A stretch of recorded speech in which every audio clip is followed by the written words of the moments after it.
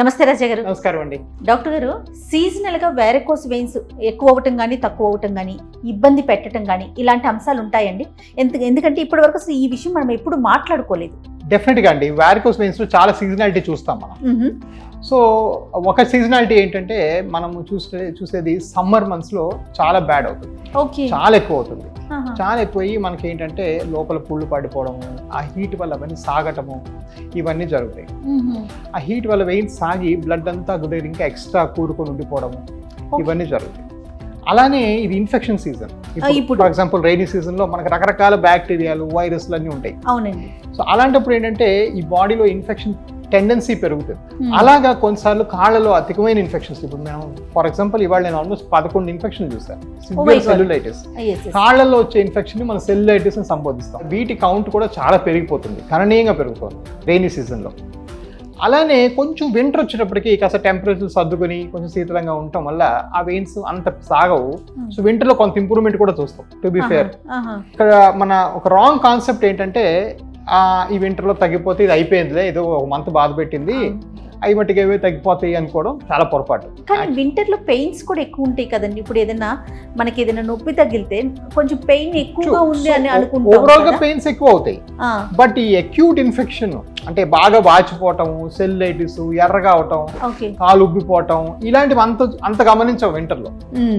అందువల్ల చాలా మంది ఏమనుకుంటారంటే యాక్చువల్గా సమ్మర్ లో చూపించుకొని మేము ఏదో వింటర్ సమ్మర్ లో చేయించుకుంటాం ఆపరేషన్. కొంతమంది ఏముందిలే అంతేం పెరగలేదు, if anything I'm feeling better అని కూడా ఆపేసిన సందర్భాలు చాలా చూసాం. ఓకే. సో ఒక్కసారి వారికోస్ ఫామ్ అయినాక ఇవి కొంతవరకు 5-10% వేరియన్సెస్ అంతే. ఓవరాల్ గా ఒకసారి వారికోస్ వచ్చినాక అవి తగ్గిపోయే అవకాశం లేదు. ఇక్కడ టేక్ హోమ్ పాయింట్ ఏంటంటే అవి మట్టిగా అవే ఏదో సీజనల్ వేరియేషన్ రావటమే కానీ అవి తగ్గిపోయే అవకాశం లేదు. దానికి ఖచ్చితంగా మనం ట్రీట్మెంట్ కి వెళ్ళాల్సిందే. అబ్సల్యూట్లీ ట్రీట్ చేస్తేనే తగ్గుతాయి. ట్రీట్మెంట్ విషయంలో సీజనల్ గా చూసుకుంటారు అంటున్నారు కదా, అట్లా ఏమన్నా ఉంటుందా డాక్టర్ గారు? సో ట్రీట్మెంట్ విషయం చూస్తే సీజనాలిటీ పెద్దగా ఉండదండి. అసలు అలాంటి సీజనాలిటీ మెయింటైన్ చేయకూడదు కూడా. ఎందుకంటే దానివల్ల ఏమీ అసలు పెద్దగా ఉపశమనం ఉండదు. మనం మాట్లాడుతున్న ఈ సీజనాలిటీ అంతా కూడా 5%. 95% లోపలైతే సర్క్యులేషన్ ఫెయిల్ అయిపోయి కుళ్ళిపోతుందో, బాడీ చెడిపోతుందో అది అనేది మారదు. ఓకే. సో ట్రీట్మెంట్ అనేది ఇమీడియట్ గా జరగాలి, ఇమీడియట్ గా చేసుకోవాలి. As soon as we notice the problem చేసుకోవాలి. ఓకే.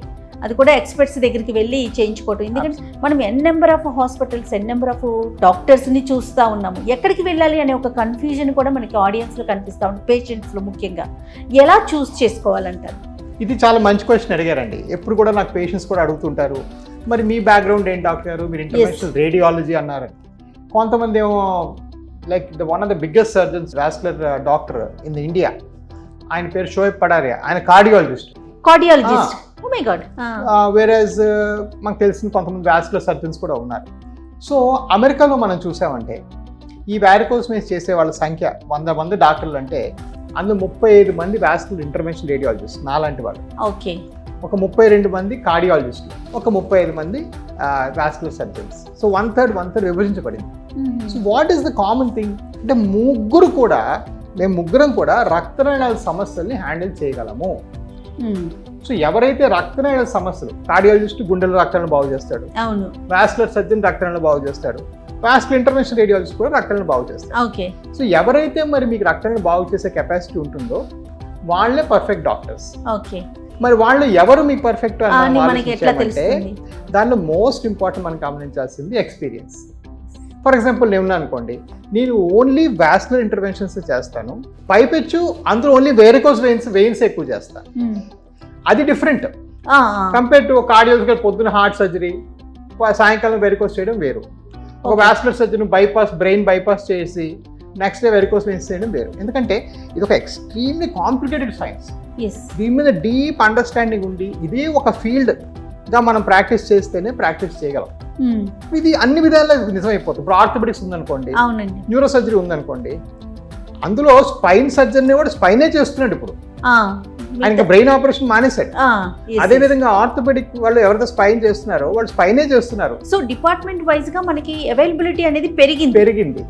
అలా పెరిగినప్పుడు ఈ extreme complexity of care handle చేయడానికి అదొక్కటే చేసి దానిలో డీప్ ఎక్స్పర్టైజ్ ఉన్న వాళ్ళే మీరు అడిగిన క్వశ్చన్ ఎవరి దగ్గర వెళ్ళాలి అంటే ఎక్స్పీరియన్స్ ఉన్న దగ్గరికి వెళ్ళాలి.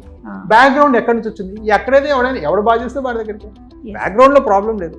కానీ ఎక్స్పీరియన్స్ బ్యాక్గ్రౌండ్ నుంచి మీరు ఏం నేర్చుకున్నారు, ఏం చేస్తున్నారు అనేది మోస్ట్ ఇంపార్టెంట్ అయిపోతుంది. ఓకే. ఎందుకంటే ఈ ఫార్మల్ గా ఉన్న ట్రైనింగ్స్ ఏవైతే ఉన్నాయో, మనం ఏదో ట్రైనింగ్ కరికులం ఎంఎస్, ఎంసీహెచ్, ఎండి ఇవన్నీ ఎప్పుడో 40 ఏళ్ల క్రితం రాసిన పుస్తకాలు.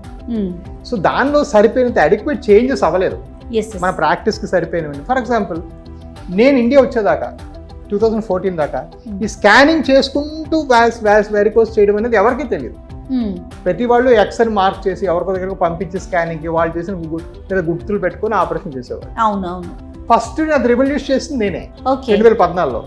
లేదయ్యా మీరు ఎక్కడికి బయటికి స్కాన్ కి వెళ్ళక్కర్లేదు, ఆ స్కాన్ ఏదో నేనే చూపించి నేనే ఆపరేషన్ అదే మిషన్ వాడుకుంటూ చేస్తానంటే అది రివల్యూషనరీ. అలా మొదలెట్టింది. ఈ రోజు నాకు సంవత్సరానికి 5,000 ఆపరేషన్లు అవుతున్నాయి, ఇండియాలో హైయెస్ట్. సో ఈ రివల్యూషన్ తేడా కారణం ఏంటంటే నా రేడియాలజీ బ్యాక్గ్రౌండ్. నాకు స్కానింగ్ లో అంత డీప్ నాలెడ్జ్ ఉండటం వల్లే I could bring it. So background ఎట్టైనా పర్లేదండి, మీరు ఆ బ్యాక్గ్రౌండ్ వాడుకుంటూ పేషెంట్ కి సొల్యూషన్ ఎలా ఇస్తారు అనేది మోస్ట్ ఇంపార్టెంట్ పాయింట్. దానితో ఇప్పుడు మీరు అన్నట్లుగా చదువుకున్నది ఓకే, కానీ ఇప్పుడున్న టెక్నాలజీని మనం పేషెంట్స్ కి ఇవ్వగలగాలి. మనం ఏవేస్ హాస్పిటల్ కనుక చూసుకుంటే మంచి లేటెస్ట్ మిషనరీ మొత్తం కనిపిస్తూ ఉంటుందండి. ఎప్పటికప్పుడు ఎవ్రీ మంత్ నేను వచ్చిన ప్రతిసారి కూడా మనం కొత్త కొత్త మిషన్స్ ని పరిచయం చేస్తూ ఉంటాం. దాని మీద మీ ఇంట్రెస్ట్ ఎక్కువగా కనిపిస్తూ ఉంటుంది డాక్టర్ గారు. అబ్సల్యూట్లీ అండి, అది is very close to my heart. నేను ఏంటంటే అందరూ ఏదో వస్తువులు, కార్లు, నగలు అలా కొనుక్కున్నట్టు నాకు ఈ మిషన్ లిస్ట్ ప్రతి 3 నెలలకు ఒకసారి నేను అమెరికా ఫారెన్ కంట్రీకి వెళ్ళిపోతాను. నా ప్రాబ్లం నేను వచ్చిన దగ్గర నుంచి ఇప్పటిదాకా కూడా అసలు వీనస్ కేర్ లో మన స్టాండర్డ్ ఇండియాలో ఎవరు లేరు. హైయెస్ట్ ఉన్నాం. హైయెస్ట్ ఉన్నప్పుడు మరి ఒక ప్రాబ్లం ఏంటంటే మనకి కొంచెం కాంప్లెసెన్స్ వచ్చేస్తుంది. మనకు మించిన ఎవడున్నాడులే, మనం 10 ఏళ్ళు కామ్గా కూర్చుని అయిపోతుంది. నాకు అది చాలా భయం. అలాంటి కాంప్లెసెన్స్ రాకూడదు, అలాంటి గర్వం రాకూడదు. We should very humble and very foolish. We should be very humble and very foolish. అది నా లైఫ్ మోటో. కాబట్టి నేను 2-3 నెలలకు ఒకసారి ఏదో బ్రెజిల్లో, యుఎస్లో కూడా లేని ట్రీట్మెంట్ బ్రెజిల్లో ఉన్నాయి. వాళ్ళు కాస్మెటిక్లీ కాన్షియస్. కొంచెం వేడి దేశం, బాగా పాష్ కంట్రీ, అందరూ కాస్మెటిక్ అందంగా ఉండాలి లెగ్స్ వాళ్ళకి. చాలా they maintain a very high impression. అందుకని ఆ బ్యూటిఫికేషన్ కోసం ఆ ఎర్లీ వెరికోస్ వెయిన్స్ ట్రీట్మెంట్ అయితే ఉందో ఆ మాడ్యూల్ అంతా నేను బ్రెజిల్ నుంచి దింపాను. అమెరికా లేదు అది. మెయిన్ అంటే హాఫ్ ఆఫ్ అమెరికా చల్లగా ఉంటుంది, పొడుగు దుస్తులు వేసుకుంటారు. సెకండ్ హాఫ్ అమెరికాలో ఇన్సూరెన్స్ లేకపోతే ఎవరు ట్రీట్మెంట్ చేసుకోరు. ఈ కాస్మెటిక్ ట్రీట్మెంట్ ఇన్సూరెన్స్ కవర్ చేయరు. కాబట్టి నేను ఇన్సూరెన్స్ లేని కంట్రీ ఏదో బ్రెజిల్ ఎత్తుకుని అక్కడికి వెళ్ళి 2 వారాలు ఉండొచ్చాను. వాళ్ళ దగ్గర ప్రతి మిషన్ రాత్రి ఇంపోర్ట్ చేశాను. అసలు ఇంపోర్ట్ ఎంత కష్టమైందో, 2.5 నెలలు పట్టింది ఒక మిషన్ తేడా. బొంబాయిలో స్టక్. వాళ్ళకి తెలియదు ఇది మిషన్ ఇండియాలో ఎందుకు వస్తుందంటే ఈ పర్పస్ అంటే ఈ పర్పస్ లేదే మా బుక్ లో అంటాడు. మళ్ళీ సెంట్రల్ గవర్నమెంట్ పర్మిషన్ తెచ్చుకొని మీరు తెప్పించాం. సో ఈ మిషన్స్ కొనటం ఇదంతా ఏంటంటే it's an outcome of what is best in the world. So ఈ రోజు నేను రాసి ఇవ్వగలను as of this month, as of July 27th మీకు అమెరికాలో కానీ, న్యూయార్క్లో కానీ, బ్రెజిల్లో కానీ మీకు జబ్బుకున్న ఏ ట్రీట్మెంట్ ఆఫర్ చేస్తారో అది నేను నిక్కచ్చిగా 100th రేట్కి ఎవిస్లో ఆఫర్ చేయగలను. సూపర్ అండి. I can give it in writing. So అది నా ప్యాషన్. దానికోసం నాకు ఎంత ఖర్చున్నా పర్లేదు. I run after so many things. మీరు ఇండియన్ అవ్వటం, ముఖ్యంగా మన తెలుగువారు అవ్వటం చాలా సంతోషంగా అనిపిస్తూ ఉంటుందండి. ఎందుకంటే ఏవేస్కి వచ్చిన ప్రతిసారి నేను ఎవరితో మాట్లాడిన ఇదే చెప్తాను, కొత్త మిషనరీస్. అదొక ప్యాషన్. ఎందుకంటే పబ్లిక్ ఎవరైతే పేషెంట్స్ ఉంటారో వాళ్ళకి చాలా తేలిగ్గా, సులువుగా, కష్టం లేకుండా సర్జరీ చేయాలి, వాళ్ళంతా హెల్దీగా ఉండాలి. ఈ మోటోతో ముందుకెళ్తున్నారు. సూపర్ అండి. థ్యాంక్ యూ సో మచ్ రాజా గారు. నమస్తే.